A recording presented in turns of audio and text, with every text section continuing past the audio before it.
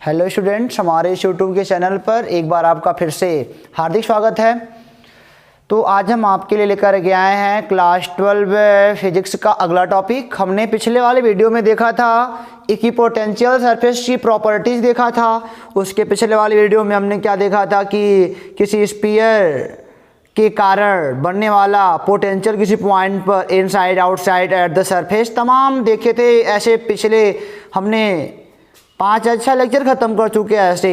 तो अब हमारा अगला लेक्चर शुरू होने जा रहा है आवेशों के निकाय की वैद्युत स्थितिज ऊर्जा। इसको पढ़ने से पहले हम आपसे कहने वाले हैं कि चैनल को सब्सक्राइब नहीं किया है तो कर दो, बेल आइकन का बटन भी प्रेस कर दो ताकि जो नए नए वीडियो अपलोड हो रहे हैं वो आप तक पहले पहुंच सके। ओके, वो तो कहना पड़ता है, कोई बात नहीं, अब नहीं कहेंगे। आप पढ़ाई करो, अपने क्लासमेट के बोलो कि वो भी पढ़ाई करें अच्छे तरीके से। जो भी आर बाहर कहीं भी आपके रिलेशन वाले हैं सबको बोलो अच्छे से पढ़ाई करें, अच्छे से मेहनत करें ताकि एग्जाम अच्छे से बीट हो। तो आवेशों के निकाय की वैद्युत स्थितिज ऊर्जा। अब हम आवेशों के कारण ऊर्जा के बारे में पढ़ने वाले हैं, ठीक है ना। होता क्या है, कैसे होता है, सारी बातें सीखेंगे, कुछ न्यूमेरिकल करेंगे। इसके बाद एक अगला मतलब कि जो वीडियो बनेगा टोटल न्यूमेरिकल पे ही बनेगा, जो पीछे वीडियो हमने पढ़ चुके हैं उसके बारे में। तो अब हम पढ़ने जा रहे हैं आवेशों के निकाय की वैद्युत स्थितिज ऊर्जा, electric potential energy of A system of charges. यहाँ पे इलेक्ट्रोस्टैटिक बोल सकते हो, रुके हुए हैं सब, कोई चल नहीं रहा है कोई चार्ज ना, इसलिए। तो ये नाम से ही लग रहा है यार निकाय बोल रहे हैं, निकाय सिस्टम। किसी एक आवेश की कोई पोटेंशियल एनर्जी नहीं होती है। पोटेंशियल मतलब जब मैं बोलूं तो आप जान जाओ कि इलेक्ट्रोस्टैटिक की बात चल रही है। किसी एक चार्ज की आप नोट कर सकते हो, यहां पे आपको प्रूफ चाहिए ना, वीडियो को देखते रहो, प्रूफ मिल जाएगा। अभी क्यों हम बोलेंगे किसी एक यानी कि सिंगल चार्ज की इलेक्ट्रोस्टैटिक पोटेंशियल एनर्जी, नोट करिएगा, पॉइंट टू बी नोटेड, नहीं निकाली जा सकती। ठीक है ना, क्यों, अभी मिल जाएगा, आगे चलते रहिए। इसको नोट तो कर लीजिए, नहीं तो मिटा देंगे अभी, तो नोट कर लीजिएगा। अब आगे देखिए, तो क्यों नहीं निकाली जा सकती, इसका आंसर आगे मिल जाएगा, देखते रहो।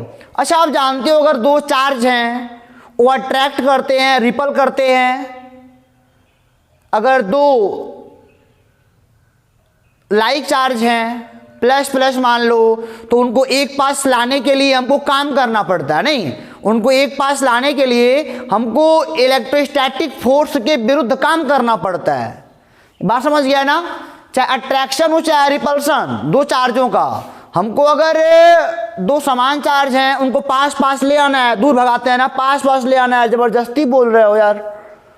तो इलेक्ट्रोस्टैटिक फोर्स के अगेंस्ट हमको वर्क करना पड़ेगा। चाहे मान लो दो अनलाइक चार्ज हैं, अनलाइक चार्ज तो अट्रैक्ट करेगा, लेकिन मैं उसको चाहता हूं बाहर आए, ऐसे खींचता हूं तो बल लगेगा ना, क्योंकि वो भी खींच रहा है, तो उसके विरुद्ध हमको एक फोर्स लगाना पड़ेगा। अब वही फोर्स मतलब कि जो हम काम करते हैं, जो उनकी विरुद्ध हम काम करते हैं खींचने या दबाने के लिए, वही जो काम होता है, तो आप जानते हो काम एनर्जी से रिलेट हो करता है। तो जो काम से एनर्जी जो बनती है ना, वही चार्ज में क्या होती, जाके बैठती है, उसी को हम कहते हैं पोटेंशियल एनर्जी। दो चार्ज चाहे लाइक हुए चाहे अनलाइक हुए, अगर हम उनको दबाते हैं, पास लाते हैं, दूर करते हैं, तो हमको विरुद्ध इलेक्ट्रोस्टैटिक फोर्स के विरुद्ध काम करना पड़ता है। और वही जो हम काम करते हैं वही उस चार्ज में क्या होती है, जाके बैठती है, और जो बैठती है वही ऊर्जा, उसी को हम क्या बोलते हैं, पोटेंशियल एनर्जी बोलते हैं। बस, तो यहां पे हमने कहा कि किसी एक सिंगल चार्ज की इलेक्ट्रोस्टैटिक पोटेंशियल एनर्जी नहीं निकाली जा सकती। अगली टॉपिक अब परिभाषा लिखते हैं एनर्जी की, बच्चों परिभाषा लिख लो। परिभाषा अगर लिखोगे तो कह दोगे कि किसी आवेशों के निकाय, किसी आवेशों के निकाय की वैद्युत स्थितिज ऊर्जा उस कार्य के बराबर होती है, उस कार्य के बराबर होती है जो उसे अनंत से वर्तमान बिंदु तक लाने में किया जाता है। किसी आवेशों की निकाय की वैद्युत स्थितिज ऊर्जा उस कार्य के बराबर होती। आवेशों को निकाय, निकाय मतलब क्या, एक चार्ज नहीं, दो से या दो से अधिक चार्ज होंगे। सिस्टम वही बोला जाएगा जब एक चार्ज नहीं रहेगा, दो या उससे अधिक चार्ज रहेंगे, ठीक है ना। अनंत से किसी बिंदु तक लाने में किया जाता है, किसी वर्तमान बिंदु तक, ठीक है ना। अब अनंत क्यों जुड़ा, ये तो मैंने खाली परिभाषा लिखाया है ना, चलो अभी वो भी बताते हैं। तो आगे देखो, ये मान लो अनंत पर निकाय की, ये एजम्पशन है, एजम्पशन जो कि मान लिया गया है फिजिक्स में, हर जगह काम करेगा। अनंत पर निकाय की वैद्युत स्थितिज ऊर्जा, इलेक्ट्रोस्टैटिक चल रहा है, चार्ज अभी स्थिर है, कोई मूव नहीं कर रहा, बराबर जीरो होती है। ये मान लो, जैसे आप मान लिए हो ना कि अनंत पर किसी चार्ज का जो विभव होता है, पर विभव जो होता है वो जीरो होता है, तो अनंत पर निकाय की वैद्युत स्थितिज ऊर्जा क्या होती है, जीरो होती है।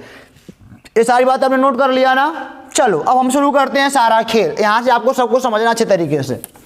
नोट कर चुके हो, इरेज कर रहे हैं बच्चों, कोई प्रॉब्लम नहीं है ना आपको। चलिए, थोड़ा खराब मिट रहा है ना, थोड़ा बढ़िया मिटाते हैं। ब्लैक ब्लैक लग जा रहा है, पता नहीं क्यों। चलिए कोई बात नहीं। आवेशों का निकाय, मान लो हमारे पास अनंत पर है, अनंत पर, ये अनंत है ना, ये मान लो Q1 और Q2 चार्ज हैं, दोनों मान लो पॉजिटिव चार्ज हैं, कुछ भी हो मान लेते हैं, अभी बात तो बन जाएगी, परेशान ना होगा। ये दोनों पॉजिटिव चार्ज हैं अनंत पर, आइए समझ में ना। तो आप क्या बोलोगे कि अनंत पर इनकी जो एनर्जी है वह कितनी होगी, जीरो होगी, होगी ना। यहां तक कोई प्रॉब्लम आपको है, चलो नहीं है। अब जानते हो आप कि इलेक्ट्रोस्टैटिक फोर्स जो होता है वो कंजर्वेटिव फोर्स होता है। क्या होता है, इलेक्ट्रोस्टैटिक जो फोर्स है ना वह कंजर्वेटिव फोर्स होता है। कंजर्वेटिव यानी कि संरक्षी होता है ना, कि इसके द्वारा किया गया कार्य रास्ते पर डिपेंड नहीं करता है। ए से बी तक जाना है तो यहाँ जाओ, चाहे यहाँ से, चाहे यहाँ से, चाहे यहाँ से, चाहे घूम के आओ, जो एक कार्य होता है इन दोनों पॉइंट पर केवल डिपेंड करता है, फाइनल इनर्शियल पर। ये रास्ता कुछ भी रहे, यहाँ भी 5 जूल, यहाँ भी 5, यहाँ भी 5, यहाँ भी सब जगह 5 ही जूल लगता है, इसे हम कहते हैं कंजर्वेटिव फोर्स। आपकी बात समझ में तो आई रहेगी, कई बार मैं बोल चुका हूँ कि कंजर्वेटिव फोर्स क्या होता है, कि जो ऐसा फोर्स होता है जिसके द्वारा किया गया कार्य रास्ते पर डिपेंड नहीं करता, केवल 2 पॉइंट पर डिपेंड करता है, इनर्शियल और फाइनल पर। चलो ये भी आपको पता है। कंजर्वेटिव में क्या आता है, ग्रेविटेशनल फोर्स आता है, स्प्रिंग फोर्स आता है और इलेक्ट्रोस्टैटिक फोर्स आता है, ऐसे आते हैं लोग। और नॉन कंजर्वेटिव में फ्रिक्शन आता है, हालांकि उससे हमसे कोई मतलब नहीं है। ये हो गया अनंत पर ना, अनंत से मान लो हमको कहीं यहाँ लाना है, यहाँ पे, ठीक है ना। आपने क्या, मैंने क्या बोला आपको, इस चार्ज को अनंत से यहाँ तक ले आना है आपको, समझिएगा बात को हमारे। तो इस चार्ज को अनंत से यहां तक अगर ले आना है तो न्यूटन साहब ने कहा था कोई वस्तु स्थिर है तो स्थिर रहना चाहती है, चल रही है तो चलना चाहती है, ठीक है ना। तो न्यूटन का थोड़ा नियम लगाते हैं। मान लो हमने इस क्यू को थोड़ा सा पुश करा, इस क्यू को हमने थोड़ा सा पुश किया, तो बताओ कितना काम करना पड़ा। दोनों को हमको उठा के यहां लाना है, दोनों को हमको उठा के यहां लाना है, समझिएगा इस बात को। दोनों को हमको उठा के यहां से यहां तक ले आना है। तो क्या करोगे, इनको ले आना है, इनको ले आना है, दोनों को उठा के लाना, दोनों को उठा के लाने में काम करना पड़ेगा, फिक्स है। दोनों को उठाकर लाने में काम करना पड़ेगा, ये भी आपका फिक्स बात है। तो आप कहोगे दोनों को बार बार ला रहे हो, तो अभी निकाल लेते हैं। जो यहाँ से यहाँ तक लाने में कार्य किया गया है वही क्या कहलाता है, सिस्टम का वैद्युत स्थिति ऊर्जा कहलाता है। इसे यू से रिप्रेजेंट करते हैं, यू बराबर पहले वाले को लाने में किया गया कार्य प्लस दूसरे वाले को लाने में किया गया कार्य, यही तो होगा टोटल। बस हो गया, काम बन गया। आप यहाँ तक बात समझ गया ना, इतना करना ही है। दोनों को उठा के लाने में जो किया गया कार्य होगा वही क्या होगा टोटल। यहाँ से यहाँ तक लाओगे तो वही टोटल क्या बन जाएगा, पोटेंशियल एनर्जी बन जाएगा उसका। अरे वाह। अब देखो जरा, Q1 को पहले उठा के ले आओ, दोनों को उठा के लाओगे तो ज़्यादा काम करना पड़ेगा। पहले Q1 को ले आओ, न्यूटन का नियम याद करके ले आना। इनको थोड़ा सा पुश कर दिया, थोड़ा सा पुश कर दिया तो बताओ जरा, ये अगर रास्ता हमारा फ्रिक्शनलेस है, यहाँ पे कोई फ्रिक्शन नहीं है, यहाँ पे बच्चों कोई फ्रिक्शन नहीं है, तो फ्रिक्शन नहीं है तो क्यों रुकेगा, ये लगातार चलता रहेगा चलता रहेगा। तो बताओ कि पहले वाले को लाने में W1 कितना काम करना पड़ा, ये लगातार चलता रहेगा। अभी कहोगे सर जीरो के बराबर फोर्स लगा है, कोई गणना नहीं होने वाली है उसकी, गणना नहीं करेंगे उसकी, तो कहोगे सर तो चलता रहेगा, रोको कैसे, थोड़ा सा पुश कर देंगे, रुक गया, बस कुछ नहीं करना पड़ा। फिजिक्स में इतना सा कोई बात नहीं, लाके यहाँ तक छोड़ दिया। Q1 मान लो यहाँ तक आया, मान लो Q1 यहाँ आ गया, Q1 तो अब आ गया, Q1 आ चुका, वर्क डन जीरो हो गया, वर्क डन जीरो हो गया, ठीक है ना। U बराबर हम काम कर रहे हैं बढ़िया से। इनको आप ऐसे भी कह सकते हो स्टूडेंट, जानते हो ना, एनर्जी जो पोटेंशियल निकालते हो चाहे 9th में चाहे 11th में, डेल्टा का नाम पड़ा, डेल्टा का कि आप अंतर निकालते हो, ठीक है ना। तो इनको ऐसे भी लिख सकते हो कि U यहाँ इनर्शियल हमारा पॉइंट है, यह इनर्शियल है और ये क्या है, फाइनल है, ठीक है ना। चाहे ऐसे लिखो तब भी गलत नहीं है, चाहे ऐसे लिखो U final minus U inertial, ऐसे भी लिख सकते हो, ठीक है ना। क्योंकि ये दो जगह की बात हो रही है ना, केवल सिंगल पे हम काम नहीं कर पाएंगे, दो जगह पे काम करते हैं। तो ऐसे भी लिख सकते हो, पहले को लाने में वर्क जीरो हो गया, अब दूसरे को लाना है। दूसरे को कैसे लाओगे, जब यहाँ आया, अब यहाँ पे इन पर फोर्स क्या कर रहा है, इधर लगा रहा है, यह फी लगा रहा है, एक फोर्स प्लस प्लस है ना, रिपल करेगा। जब मैं इनको पकड़ के लाऊंगा तो हमको इसके विरुद्ध काम करना पड़ेगा। अब देखो जरा, अगर ये सिंगल चार्ज होता, अब यहाँ पे नोट करना, अगर सिंगल चार्ज होता है तो बिना किसी वर्क के यहाँ पे आ गया तो कोई पोटेंशियल एनर्जी बनी हमारी, जीरो वर्क, तो यहाँ पे एनर्जी भी जीरो हो गई, तो डिफाइन हुआ ही नहीं। इसीलिए हम कहे थे आपसे कि सिंगल चार्ज के लिए पोटेंशियल एनर्जी डिफाइंड नहीं है, नोट कर लो। सिंगल चार्ज के लिए पोटेंशियल एनर्जी डिफाइंड होती नहीं है।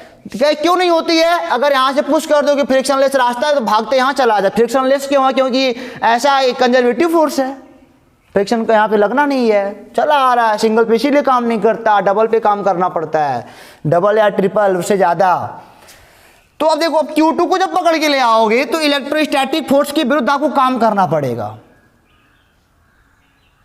और आपने अभी पढ़ा है, क्या पढ़ा है, यहाँ पे कह सकते हो हमने यह पढ़ा है कि इनफाइनाइट से चार्ज को हमको लाना है, मान लो कोई पॉइंट P है, यहाँ तक समझिएगा बात को, बड़ा आराम से समझा रहे हैं।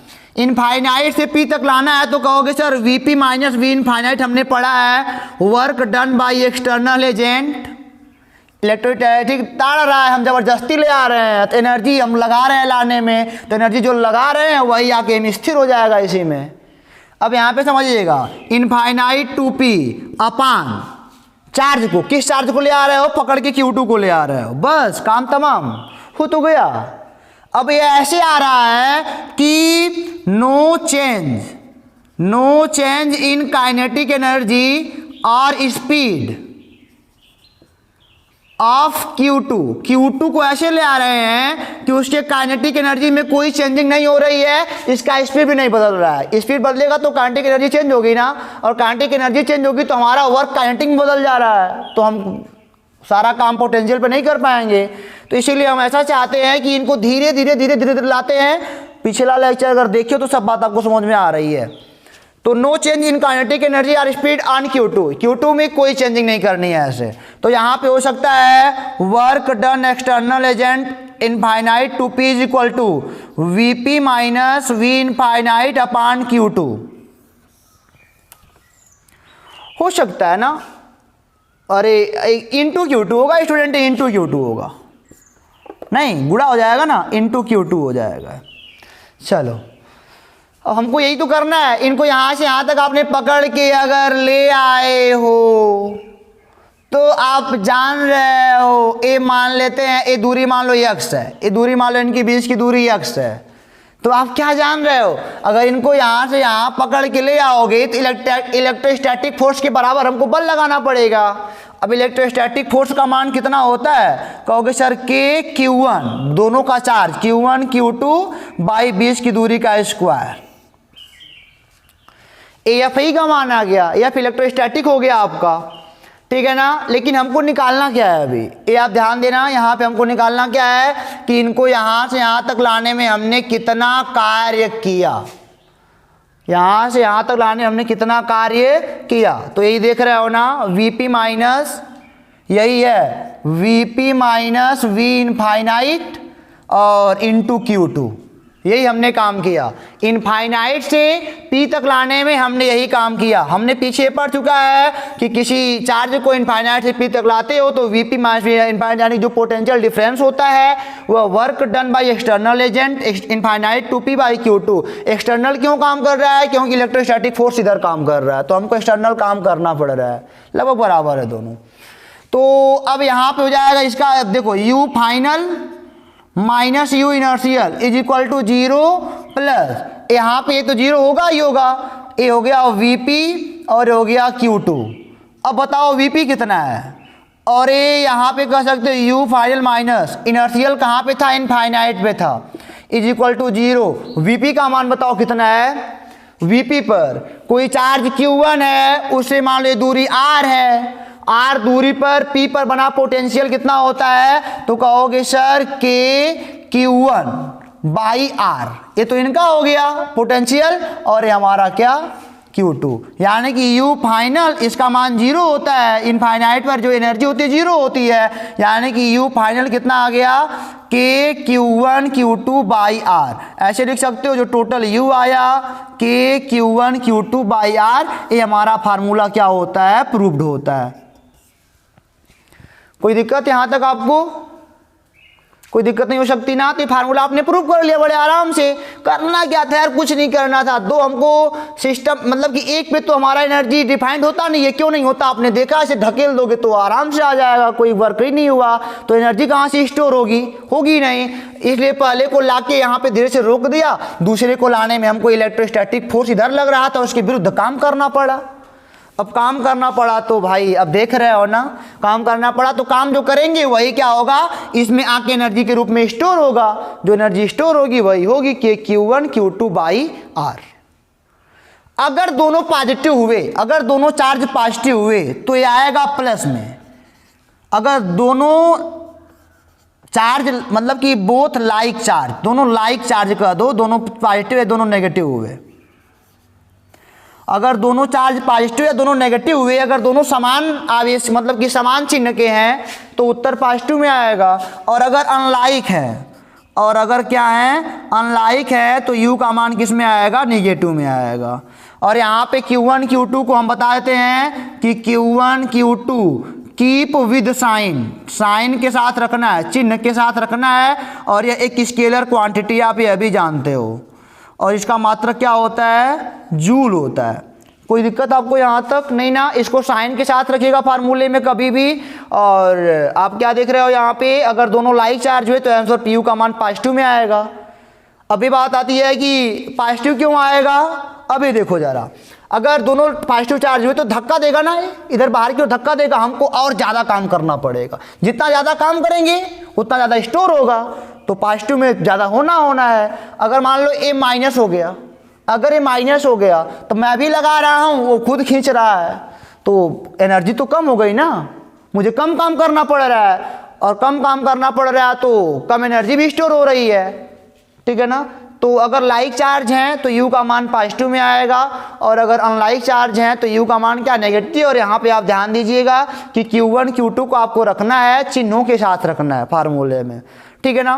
तो ये फार्मूला हमारा प्रूव होता है, U एक स्केलर है, एनर्जी तो एक स्केलर क्वांटिटी होती है, और Q1 Q2 को साइन के साथ रखना है, इसका मात्रक जूल होता है, और इसका आप डायमेंशन फार्मूला निकाल सकते हो बड़े आराम से। तो ये होता है एक अच्छा सा फार्मूला हमारा अप्रूव, इस पर हम करेंगे न्यूमेरिकल, ओके। तो एक न्यूमेरिकल इसी में देखेंगे ताकि आपके लिए आसान हो जाए, और बाकी सारे न्यूमेरिकल हम देखेंगे अगले वीडियो में, जो कि लेक्चर नंबर 8 होगा। तो इसको इरेज करने का आप अगर समय दो तो हम इरेज करें, और जो भी पॉइंट हमने आपको बोले हैं आप उसको नोट जरूर करिएगा ताकि आपको कहीं से कोई प्रॉब्लम ना हो। तो इनको इरेज करते हैं, चलते हैं आगे। समझ में आ गया आपके ना? कमेंट बॉक्स में जरूर बताइएगा। तो चलिए एक क्वेश्चन बुक में हमारे है उसको देख लेते हैं। क्वेश्चन भी है और एक लॉजिक भी है, ध्यान से देखना। क्वेश्चन भी है, लॉजिक भी है, और इसके बाद वाला जो न्यूमेरिकल पड़ेगा उसमें तमाम लॉजिक आएंगे ताकि आपको कहीं से किसी क्वेश्चन में प्रॉब्लम ना हो, ठीक है ना? तो इसको अच्छे से देखिएगा। मान लो ट्रायंगल है कोई, ठीक है ना, इसका डिस्टेंस मान लो इक्विलैटरल ट्रायंगल है, 2a 2a 2a, ये मान लो तीनों का चार्ज q है, ठीक है ना? इस पूरे सिस्टम को हमको बताना है u सिस्टम,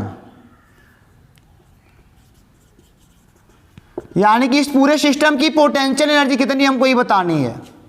इस पूरे सिस्टम की जो बनी है ना, इसकी पोटेंशियल एनर्जी कितनी हमको यही बतानी है।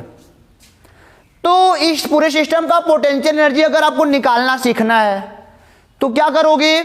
आपने दो का तो पढ़ लिया है, दो का, अब ऐसे 3 का काम करना पड़े तो क्या करोगे? कोई बात नहीं सर, इनको दो के पार्ट में तोड़ेंगे। क्या काम करना है? ब्रेक करना है, मतलब कि दो चार्ज के साथ, दो चार्ज को लेकर इनको ब्रेक करना है। अब दो के लिए हमने फार्मूला पढ़ा है, अब थोड़ी कोई इनफाइनाइट करना है, अब तो हम पढ़ चुके हैं जो हमने देखा है। अब यहाँ पे हम बोलेंगे जो यू सिस्टम आएगा, ठीक है ना, ये मान लो पहला चार्ज, दूसरा चार्ज, तीसरा चार्ज, एक बार इनकी वजह से आएगा। यहाँ पे लिखना आप U12 की वजह से आएगा, और प्लस चूंकि स्केलर क्वांटिटी है सबको जोड़ना बस है, और एक बार इनकी वजह से आएगा 2 3 की वजह से, और एक बार 1 3 की वजह से आएगा। आपकी बात समझ में आ रही है ना? अब पूरे का आ गया, इनका एक बार पेयर, एक बार इनका पेयर, एक बार इनका पेयर। अब इनका फार्मूला आपने पढ़ा है Q बाई R का मान कितना है? 2a। यहाँ भी Q बाई R का मान 2a, यहाँ भी Q बाई R का मान क्या है? 2a। सबको जोड़ लोगे तो 3kq² बाई 2a।